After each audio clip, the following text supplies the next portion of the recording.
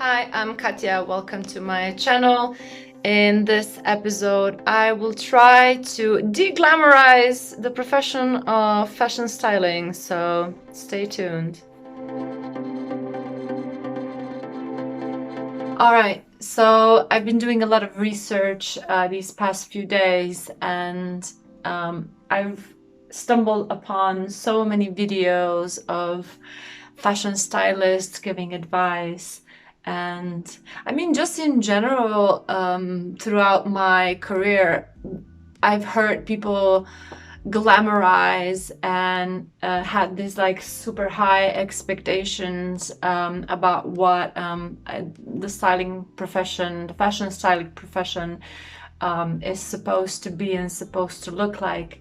So I feel like there's a lot of misconceptions about this profession, and a lot of people these days, especially a lot of young people, they are mesmerized by this profession. They are mesmerized by the pictures that they see in magazines and by all these celebrity stylists. And I'm gonna burst a few bubbles here because yeah, it's definitely not all how you see it portrayed in media. Especially, you've probably seen Rachel Zoe. I think that was like the turning point where this profession has became like super high profile and super interesting, and everybody was like, oh my god, I want to dress Anne Hathaway, you know, or whoever she's dressing. I'm not even sure. I watched that like 10 years ago. Anyway, so yes, there definitely can be some very glamorous parts, especially if you are working with celebrities, especially if you are situated in United States, and especially New York and LA. It can be really amazing and luxurious and all that kind of stuff that, you know, us normal peeps are never gonna see.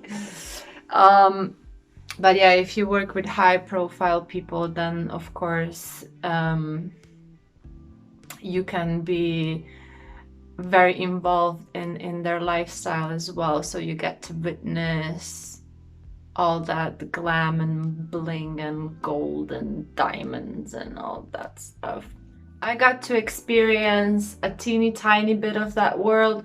So first of all, I come from a place where the fashion market is really, really small. We don't even have brands like Chanel, Louis Vuitton, Balenciaga, Lava, and all that stuff. We don't have that. Like, you have to drive to Italy, you have to drive to Venice at least, which is 2 hours away, to get to those boutiques. So as a stylist, it's very hard to even get those kind of clothes. So what we have to work with is very commercial and is very high street. So the whole profession and the whole system of how everything works, like, we don't have showrooms, we have to go to a store. Like, I literally have to go to H&M, pick things from the racks, take them to the cashier, and then she writes me a paper what I'm taking, and then I have to bring this back in like a week's time. So that is how glamorous this is. So you would just be like walking around the shopping mall with like bags and bags and bags, just like loads of shit, to the car, and then from the car to your office, and then again from the office to the photo shoot, and just like bags, bags, bags, bags everywhere. So 10 years ago, I was in Paris, and I was lucky enough that I got an assisting position with a stylist because her assistant went on summer vacation. Yeah. So I got an opportunity to work with her for like 2-3 weeks. I think we did like 3 or 4 photo shoots, and it's like, it's worlds apart. So what would happen would be like, I wrote to this agency if they need an assistant. So I haven't even met this person. I was supposed to meet her I think the next day in the morning at her apartment where she had her office. And before even reaching her, she calls me and asks me if I can just drop into Stella McCartney showroom and pick up some stuff. I was like, yeah, sure, no biggie. I go to the showroom, and what I didn't know was that I actually had to pick up like the items. Like I had to choose what I'm taking with me. I was like, I didn't even know what was going on. I was like, what? That's not how assisting usually works. Anyway, she really trusted me, I guess. But yeah, I chose a few items based on like a very short brief of what we're gonna be doing. So you choose what items you want, and then they would take them, they would write everything down, and then the courier would drop that at your office. So you're not taking anything anywhere. It's like, you know, there's no bags, which was like, oh, I loved it. So yeah, I arrived to the office and the whole process was completely different. So the main stylist, she would go online, she would go to Vogue.com and just like pick the runway pieces, write to showrooms which pieces she want, and then based on the availability they would like pack the stuff and the courier would bring them. So it was like, you don't even have to go out. I'm like, what? This is so cool. But yeah, so it really depends in what kind of fashion market you are situated, in what kind of fashion market you're going to be working. It can be, your job can be like worlds apart from what you see on TV. It can literally be just you walking around with piles of clothes and like thousands of, well, not thousands, but like tens of bags, and you know, and just, yeah, that's just like, that's even just like before the photo shoot. There's so many details like this. So usually the clothes don't just turn up at your doorstep. You have to go out and, you know, and it can be a very long process. And that's when you already have your relationships established and, you know, people and showrooms and designers are actually letting you to pull clothes for your shoots or for your clients. But, you know, there's a whole, like, takes you years to just establish those relationships and even get clothes from anywhere. But that's another story. I mean, that's already like, you know, not the most glamorous thing. And then you come to the photo shoot and usually your wardrobe space is very limited. You know, you have to be prepared for so many things. Your client can be having a tough day and can have like a bad mood and doesn't like anything. The photographer can change the concept without even telling you. There's like so many things that you are like you have to be prepared, you know, for all the possibilities, which means that usually you would have to have like 3 times the amount of clothes with you. So, you know, somebody has to carry that clothes. It's gonna be you. If you don't have an assistant, that's gonna be you. So then the photo shoots take forever. Yeah, there's like wardrobe malfunctions, things can go wrong, things can get ruined. The shooting conditions can be super tough. Like we were sometimes shooting during winter, it's like -10 and the model is basically in swimsuit, like half naked. There's so many things that just, yeah, don't make this profession glamorous at all. Actually, the most glamorous thing is like seeing the photos and being like, you know, when it all comes together and when it's over and you can like breathe and just look at the finished product, then you're like, oh my god, like we've done it. Like we've done, despite like everything that went wrong. So my advice is, if you're not completely sure what fashion stylists actually do and what fashion styling requires, what skills you need, like what knowledge you need, what personality traits you need, I would advise you to just like dig in and read about it and watch YouTube tutorials, listen to as many stylists. You can find a really good book about it.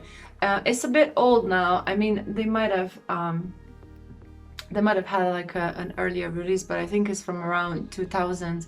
It's called Mastering Fashion Stylist by Joe Dingemans. I hope I pronounced that. I will write it down. Where it explains like the whole process that goes into fashion stylist. So pre-production, production, post-production. Oh yeah, I haven't even told you about the post-production. Oh yeah, that's the fun part. So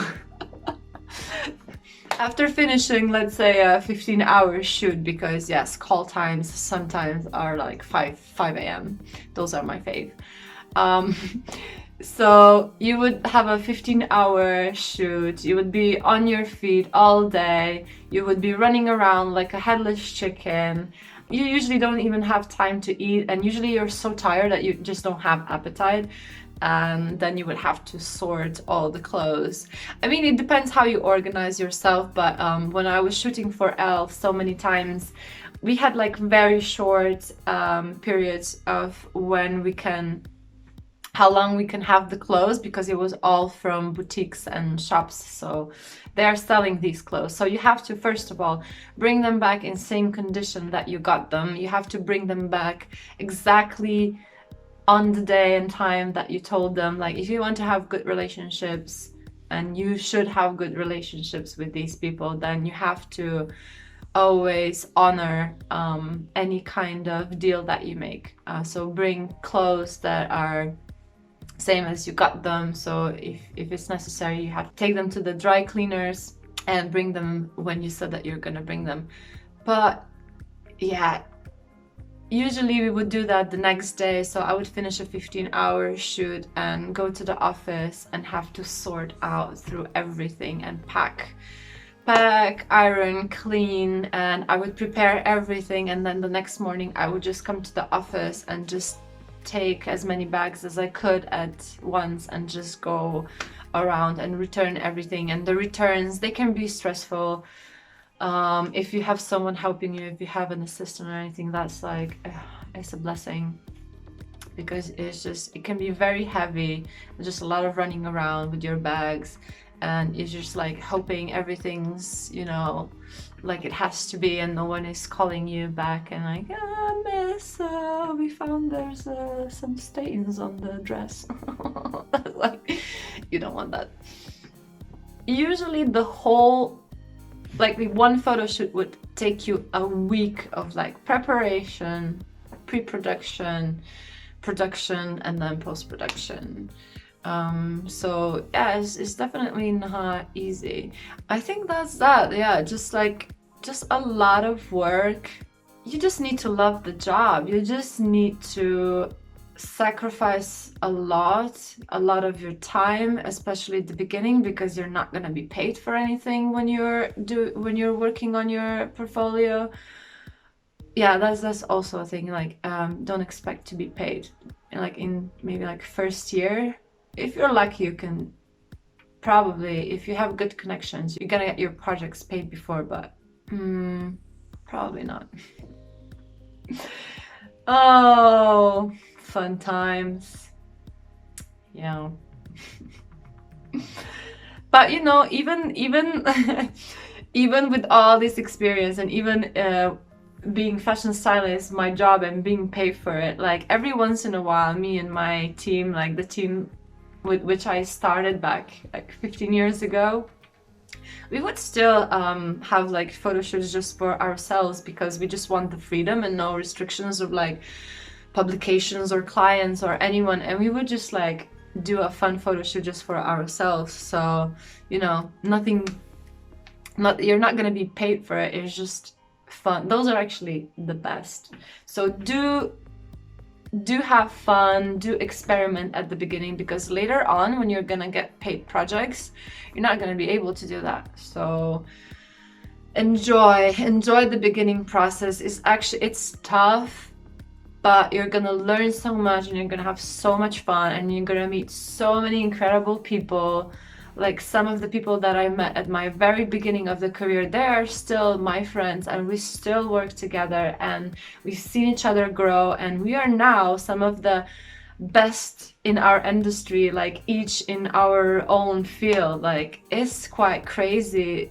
Like if someone told us that 15 years ago, we would probably say, what shrooms did you just have? I hope I pictured a realistic picture for you. I feel like I was jumping from one topic to another, but yeah, the whole point is fashion styling is tough. It takes a lot of physical work, dedication, persistence, and just passion for the job. And it's not all that glamorous. At the beginning, for sure, you're gonna have to hustle and just wing it, and let me know how it went.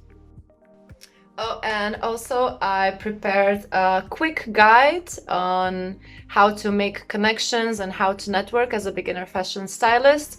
So you can download that for free. Just go down. I posted a link and just follow that. And if that is not enough for you, then I also prepared an extended guide, which is like 7 steps on how to build relationships, which will basically get you started and will establish the relationships so that you can start working on your portfolio and start booking jobs and all that kind of stuff. So check it out. All right, thanks for listening and see you next time. Enjoy.